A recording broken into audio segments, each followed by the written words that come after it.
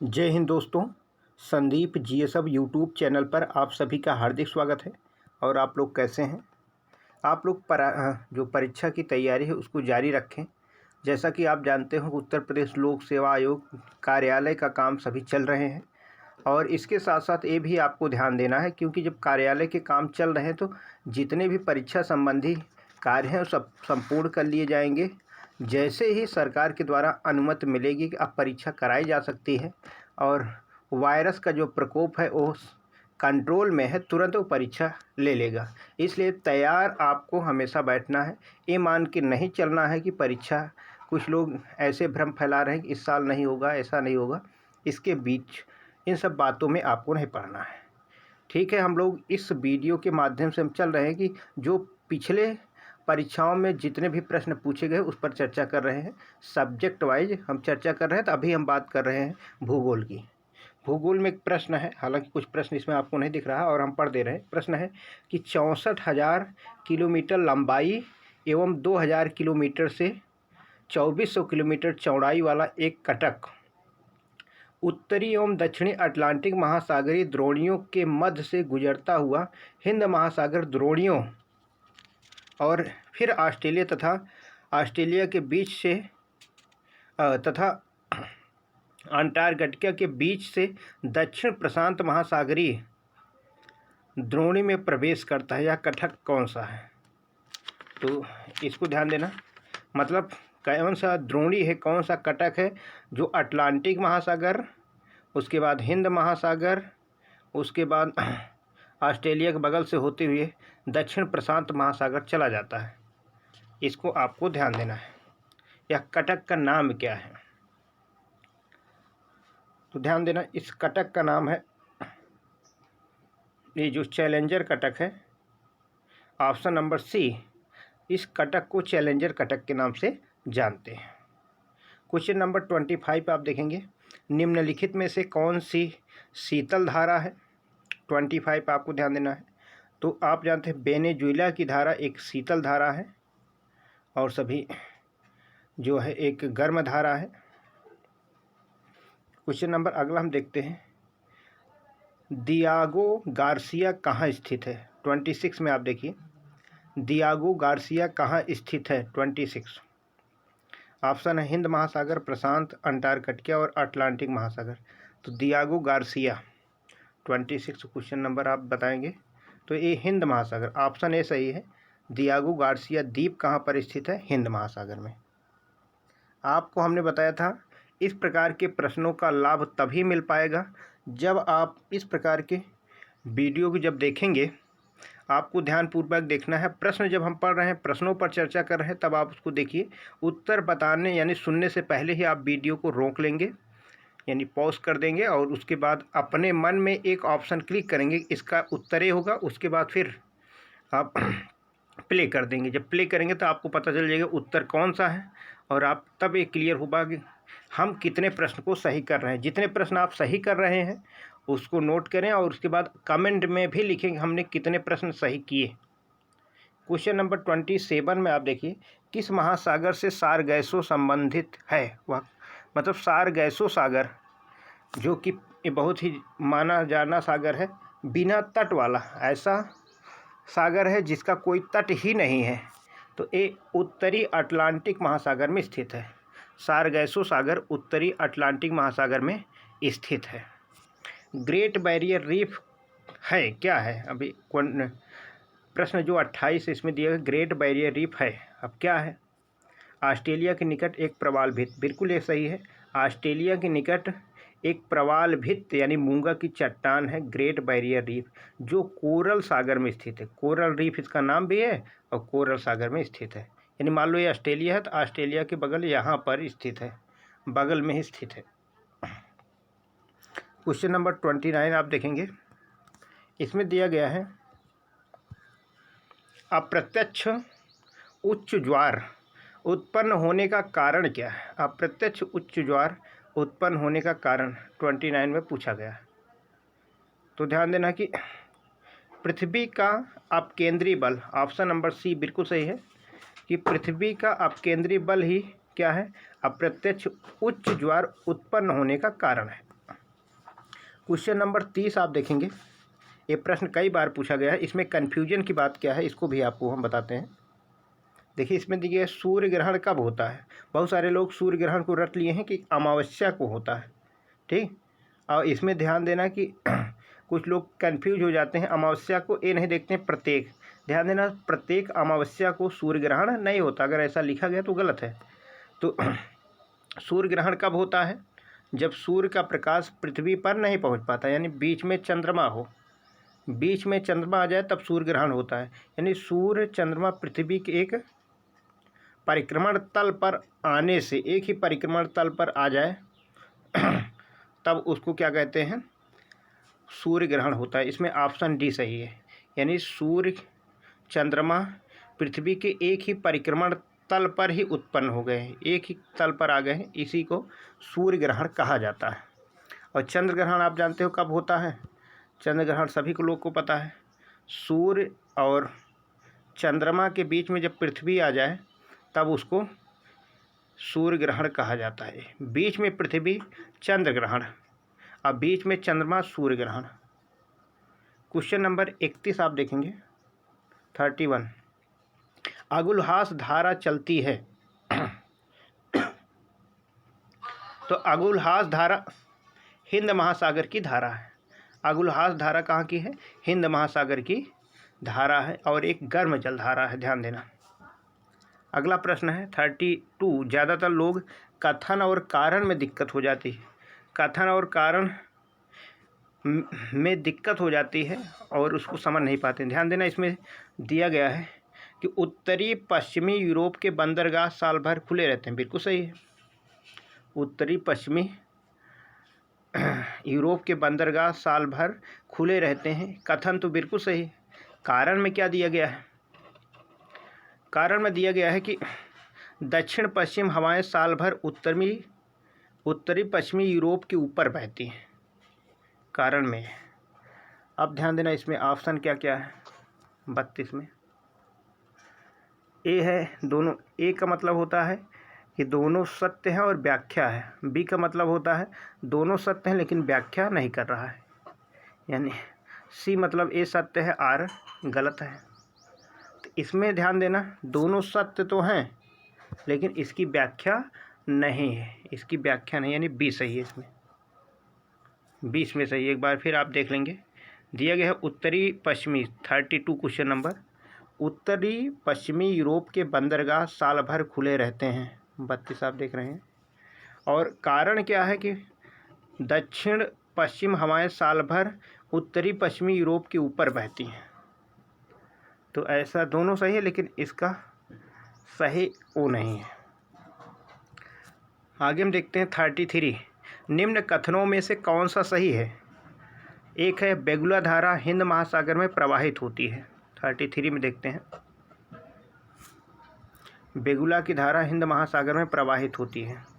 बिल्कुल सही, गलत है। बेगुला की धारा ये अटलांटिक महासागर में है, पहला बिल्कुल गलत है। तो पश्चिम ऑस्ट्रेलियन धारा एक शीतल धारा है, ये सही है। हम्बोल्ट धारा चिली के तट पर, बिल्कुल सही है। दूसरा तीसरा बिल्कुल सही है। यानी इसमें ऑप्शन नंबर बी, दूसरा एवं तीसरा बिल्कुल सही है। ऑप्शन नंबर बी आप देखेंगे, दूसरा और तीसरा ये सही है, ठीक। अगला प्रश्न है 34। निम्नलिखित द्वीपों में कौन दक्षिण हिंद महासागर में स्थित है? दक्षिणी हिंद महासागर में कौन सा द्वीप स्थित है? 34 आप देखेंगे तो जो सेलेकीज द्वीप है, सेलेकीज द्वीप ये दक्षिणी हिंद महासागर का द्वीप है। और चागोस द्वीप हो, मॉरिशस हो या मालदीव, सब उत्तरी हिंद महासागर में स्थित है।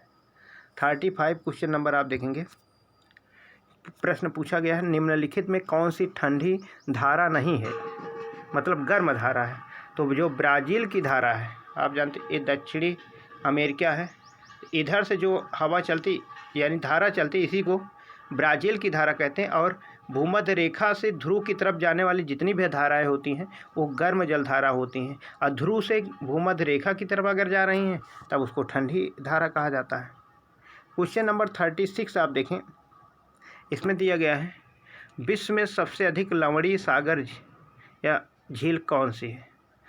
झील और सागर दोनों दिया हो, यानी मृत सागर दिया है और लेक भी दिया है, तब ऐसी स्थिति में आप कंफ्यूज नहीं होना है। लेक झील जो कि तुर्की में है, ये सबसे ज़्यादा लंबी झील है, इसकी जो खारापन है लगभग 335% है, जबकि मृत सागर का जो खारापन है वो 230 के आसपास है। क्वेश्चन नंबर 37 आप देखेंगे, इसमें दिया गया है निम्नलिखित में कौन सी 3 गर्म धाराएं हैं। गर्म धाराएं, तो इसमें ऑप्शन नंबर डी आप देखिए, गल्फ स्ट्रीम, मोजाम्बिक की धारा और ब्राज़ील की धारा, तीनों ही क्या है, गर्म धारा है। तो ऑप्शन नंबर डी बिल्कुल सही है। और ध्यान देना, ये धाराएं बिल्कुल आपको पढ़ लेना, यहाँ से जरूर प्रश्न पूछे जाते हैं, चाहे गर्म जलधारा हो चाहे ठंडी जलधारा हो। क्वेश्चन नंबर 38 आप देखेंगे, दिया गया है निम्न में से कौन सा प्रायद्वीपीय सागर का उदाहरण प्रस्तुत नहीं करता है, यानी प्रायद्वीपीय सागर नहीं है। 38 क्वेश्चन नंबर आप देखेंगे, तो जो अरब सागर है ये प्रायद्वीपीय सागर का उदाहरण प्रस्तुत नहीं करता है, तो इसमें बी सही है। क्वेश्चन नंबर 39 आप देखेंगे, निम्न में से कौन सा महासागर उत्तरी अमेरिका को स्पर्श नहीं करता है। उत्तरी अमेरिका को स्पर्श नहीं करता, 39 ऑप्शन यहाँ पर दिया गया है। अब देखो, हिंद महासागर, हिंद महासागर आप जानते हो अमेरिका से स्पर्श नहीं करता है, बिल्कुल सही है, बहुत ही दूर है जिसको कहते हैं। क्वेश्चन नंबर 40 आप देखेंगे, समुद्र की गर्म धाराएं ध्रुव की ओर प्रवाहित होती हैं या भूमध्य रेखा की ओर प्रवाहित हो। जो गर्म होती है, ध्यान देना कि ये मान लो भूमध्य रेखा है, ये ध्रुव है और ये ध्रुव है, तो भूमध्य रेखा से किधर प्रवाहित होगी, ध्रुव की तरफ ये गर्म होगी, यानी भूमध्य रेखा से ध्रुव की तरफ जो आएगी। तो ऑप्शन ए बिल्कुल सही है, ध्रुव की ओर जाने वाली जो रेखाएं होती हैं वो गर्म धाराएं होती हैं। अगर ठंडी की बात करें तब ध्रुव से भूमध्य रेखा की तरफ जाने वाली रेखाएं ठंडी धाराएं। 41 आप देखिए, आइसलैंड व स्कॉटलैंड के बीच क्या स्थित है। आइसलैंड और स्कॉटलैंड के बीच, तो ध्यान देना, बीबिल टॉम्सन कटक आइसलैंड और स्कॉटलैंड के बीच स्थित है, बीबिल टॉम्सन कटक। क्वेश्चन नंबर 41 आप देखेंगे,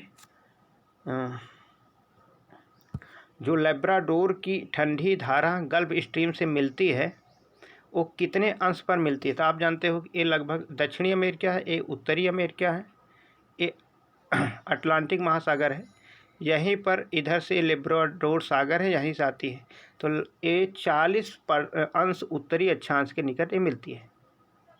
42 में बी बिल्कुल सही है, 40 अंश उत्तरी अक्षांश के निकट गल्फ स्ट्रीम से मिलती है।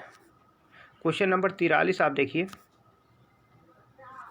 कि निम्नलिखित में से किसको वेनिसिंग ओशन यानी छिपता हुआ महासागर कहा जाता है। तो आप जानते हो कि आर्कटिक महासागर जो उत्तरी ध्रुव के पास है, ऑप्शन नंबर बी आर्कटिक महासागर, इसको छिपता हुआ महासागर भी कहा जाता है। क्वेश्चन नंबर 44 आप देखेंगे, 44, सागरी जल में सर्वाधिक मात्रा में कौन पाया जाता है। तो सोडियम क्लोराइड, कई बार इसको बताया कि कई बार प्रश्न भी पूछा गया। 44 में बी एकदम सही है, सोडियम क्लोराइड। पूर्णिमा को चंद्रमा उगता हुआ दिखाई दे, जब पूर्ण चंद्रग्रहण मतलब पूरा, जब जिस दिन चंद्रमा दिखाई देगा पूरब से निकलता है, ठीक। पूर्णिमा को चंद्रमा कहाँ से निकलेगा, पूरब से। 46 क्वेश्चन नंबर आप देखिए, महासागरी धारा बीमेल है, कौन सी महासागरी धारा जो है वो गलत है। 46 में आप देखिए, उत्तरी भूमध्य रेखी धारा गल्फ स्ट्रीम उत्तरी, तो जो कैलिफोर्निया की धारा है ये ठंडी जलधारा है, और सभी जलधाराएं चाहे उत्तरी अटलांटिक ड्रिफ्ट बोलें, चाहे गल्फ स्ट्रीम बोलें, चाहे उत्तरी भूमध्य रेखी धारा, सभी क्या है, गर्म धारा है। कैलिफोर्निया की धारा एक ठंडी धारा है, कैलिफोर्निया की धारा एक ठंडी जलधारा है और सभी गर्म जलधारा है, इसको आपको ध्यान देना। क्वेश्चन नंबर 47 यानी 47 आप देखें, इसमें कहा गया है ज्वार भित्ति कहाँ देखने को मिलती है। ज्वार भित्ति 47 में, तो ध्यान देना, जो नदियाँ डेल्टा नहीं बनाती, एक्चुअरी बनाती हैं, वहाँ पर ज्वार भित्ति देखने को मिलता है, ज्वार भित्ति देखने को मिलता है। भारत में नर्मदा और ताप्ती ये डेल्टा नहीं बनाती हैं और ये दोनों नदियाँ उल्टी बहती हैं, यानी पूरब से पश्चिम बहती हैं। ये दोनों एक्चुअरी का निर्माण करती हैं। क्वेश्चन नंबर 48 में लिखा गया है, महासागरों के जल में लवणीयता की मात्रा सर्वाधिक किन अक्षांशों के मध्य होती है? बहुत ही अच्छा प्रश्न है, पूछा गया है कि महासागर के जल में लवणता सबसे ज़्यादा किन अक्षांशों के मध्य होती है? 0 से 10%, 10 अंश अक्षांश के मध्य, या 10 से 20 अंश अक्षांश के मध्य, सी है 20 से 40 अंश अक्षांश के मध्य, और डी है 40 से 60 अंश अक्षांश के मध्य। तो क्वेश्चन नंबर आप देख रहे हैं 48 आप बताएंगे। तो ध्यान देना, 20 से 40 अक्षांशों के मध्य सबसे ज़्यादा जो सागरी जल होता है वो खारा होता है। ध्यान देना, भूमध्य रेखा है और इधर कर्क रेखा और इधर मकर रेखा। तो कर्क रेखा मकर रेखा ये 23.5 अंश, यानी कर्क 23.5 अंश उत्तरी अक्षांश रेखा है और मकर 23.5 अंश दक्षिणी। तो कर्क और मकर रेखा पर क्या होता है, भूमध्य रेखा पर बारिश अक्सर हो जाती है, जबकि कर्क मकर रेखा पर गर्मी तो पड़ती है लेकिन बारिश ना होने के कारण यहाँ का जो जल होता है बहुत ही लवणीय होता है। क्वेश्चन नंबर 49 आप देखेंगे, दिया गया है कार्ड मछली की सर्वाधिक आपूर्ति किस क्षेत्र द्वारा की जाती है? 49 आप देखिए, कार्ड मछली की सर्वाधिक आपूर्ति किस क्षेत्र द्वारा की जाती है? 49 आप देखें तो ध्यान देना कि ऑप्शन नंबर ए बिल्कुल सही है। आइसलैंड व न्यूफाउंडलैंड में कार्ड मछली की सर्वाधिक आपूर्ति की जाती है। क्वेश्चन नंबर 50 आप देखेंगे, जिस द्वीप के द्वारा अगलुहास धारा 2 भागों में विभक्त होती है उसे क्या कहते हैं? क्वेश्चन नंबर 50 आप देखेंगे तो बिल्कुल सही, मेडागास्कर। अगलुहास जो गर्म जलधारा आप जानते हैं, मान लो ये अफ्रीका महाद्वीप है, यहाँ पर मेडागास्कर है, इधर से ऊपर की तरफ से ये अगलुहास धारा गर्म आती है, लेकिन इसके मेडागास्कर से टकराने के बाद आधा इधर चली जाती है आधा इधर से, तो इसलिए मेडागास्कर इसमें सही होगा, डी सही है। अगला एक प्रश्न है कि 51 में, काला सागर में खारापन भूमध्य सागर की अपेक्षा कम है। बिल्कुल सही है, काला सागर कम खारा है। और कारण में कहा गया है काला सागर में अपेक्षाकृत नदियों द्वारा जलापूर्ति अधिक है, मतलब इसमें जल नदियों के ज़्यादा गिरता है। तो क्या मतलब दोनों सही हैं? दोनों सही हैं। क्या व्याख्या कर रहा है? बिल्कुल व्याख्या कर रहा है, क्योंकि काला सागर में नदी जब ज़्यादा गिरी, नदियों का जल ज़्यादा आएगा तो नदियों के जल में खारापन नहीं होता है, और ऐसी स्थिति में जहाँ वो गिरेगा वहाँ पर भी खारापन कम होगा। मान लेते हैं आप 2 लीटर दाल पका रहे हैं, उसमें नमक ज़्यादा हो गया, 3 लीटर और पानी डाल दिए तो उसमें जो नमक की मात्रा अधिक है वो कम हो जाएगी। यही क्रिया यहाँ पर है। तो दोनों सही है और व्याख्या भी है, यानी नदी ज़्यादा गिरने के कारण काला सागर में ही वह उसका खारापन कम है। डेन्यूब नदी आप जानते हो काला सागर में गिरती है। अगला प्रश्न है 52 आप देखें तो 51 में कुछ ऑप्शन ए बिल्कुल सही है। 52 आप देखिए, निम्न में कौन सी जलधारा अटलांटिक महासागर में नहीं प्रवाहित होती है? 52 में आप देखें तो जो सुषमा की धारा है ये अटलांटिक महासागर में नहीं बहती है, सुषमा की धारा। क्वेश्चन नंबर 53 आप देखेंगे, एक ज्ञात स्तर के ऊपर के भूभाग की विभिन्न ऊंचाइयों अथवा गहराइयों को उचित ढंग से प्रदर्शित करने का माध्यम क्या है? 53 आप देखेंगे तो इसको कहेंगे एक ज्ञात स्तर के ऊपर के भूभाग की विभिन्न ऊंचाइयों तथा गहराइयों को उचित ढंग से प्रदर्शित करने का माध्यम ऑप्शन ए हिप्सोमेट्रिक वक्र। ऑप्शन ए बिल्कुल सही है। क्वेश्चन नंबर 54 देखिए, टेलीग्राफिक पठार निम्न में से कहाँ स्थित है? टेलीग्राफिक पठार कई बार प्रश्न पूछा गया है। 54 आप देखेंगे तो ऑप्शन नंबर सी बिल्कुल सही है, उत्तरी अटलांटिक महासागर में ही टेलीग्राफिक पठार स्थित है। उत्तरी अटलांटिक महासागर में। क्वेश्चन नंबर आप 55 देखें। दिया गया है निम्न देशों में से किस एक की सीमा कैस्पियन सागर से नहीं लगी हुई है। कैस्पियन सागर से नहीं लगी हुई है। 55 आप देखेंगे तो ध्यान देना, आर्मेनिया की सीमा कैस्पियन सागर से नहीं लगी हुई है। आगे हम प्रश्न देखते हैं। क्वेश्चन नंबर 56 दिया गया है अल नीनो के दौरान असामान्य रूप से बाढ़ की स्थितियां उत्पन्न होती हैं। कहाँ पे, मतलब कहाँ, कौन सा ऐसा स्थान है? तो ध्यान देना, इक्वाडोर में भी ऐसी स्थिति आती है, उत्तरी पेरू में भी ऐसी स्थिति आती है, चिली में भी आती है। तो इनमें से सभी यानी डी बिल्कुल सही है। क्वेश्चन नंबर 57 आप देखेंगे। महासागरों में जल धाराओं के बहने का कारण क्या है? क्या कारण है कि महासागरों में जल इधर उधर बहता रहता है? तो वायु दाब एवं हवाएं, बिल्कुल सही। पृथ्वी का परिभ्रमण एवं गुरुत्वाकर्षण, ये भी सही है। भूमध्य रेखीय एवं भूमध्य प्रदेशों के ध्रुवीय प्रदेशों में असमान तापमान, ये भी बिल्कुल सही, यानी उपयुक्त सभी, ऑप्शन डी सही है। सभी कारण हैं जिसके कारण महासागरों में जल बहता रहता है।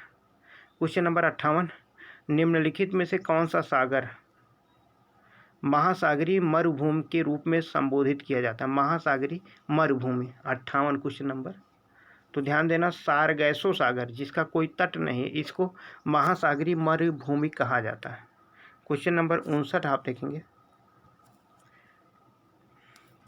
पेलैजिक पदार्थों का निक्षेपण महासागरों के किस भाग में होता है? किस भाग में होता है? तो ध्यान देना कि सी बिल्कुल सही है, अगाध स्तरीय। क्वेश्चन नंबर 60 हम देखते हैं।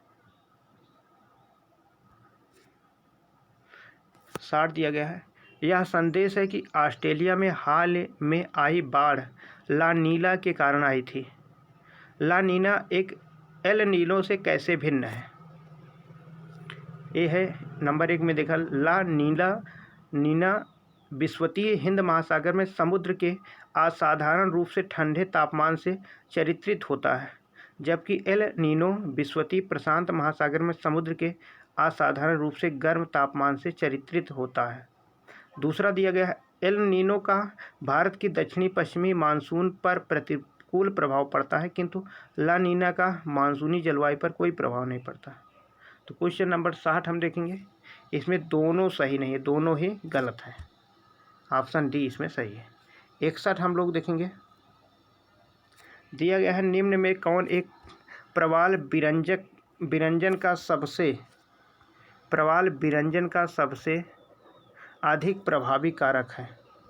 सबसे अधिक प्रभावी कारक। क्वेश्चन नंबर 62 हम देखते हैं। तो इसका मुख्य कारण है सागरी जल के सामान्य तापमान में वृद्धि।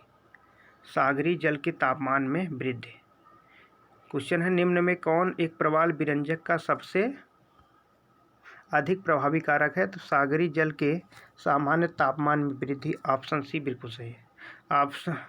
क्वेश्चन नंबर 63 आप देखेंगे। निम्नलिखित कारकों पर विचार कीजिए। जो कारक है उस पर विचार करना है। पहला दिया गया है कि पृथ्वी का आवर्तन, दूसरा है वायु दाब और हवा, तीसरा है महासागरीय जल का घनत्व, चौथा है पृथ्वी का परिक्रमण। उपर्युक्त में से कौन से कारक महासागरीय धाराओं को प्रभावित करते हैं? 60 में बताना है। 63 क्वेश्चन नंबर 63 में। तो इसमें बी बिल्कुल सही है, पृथ्वी का आवर्तन, वायु दाब और हवा, महासागरीय जल का घनत्व।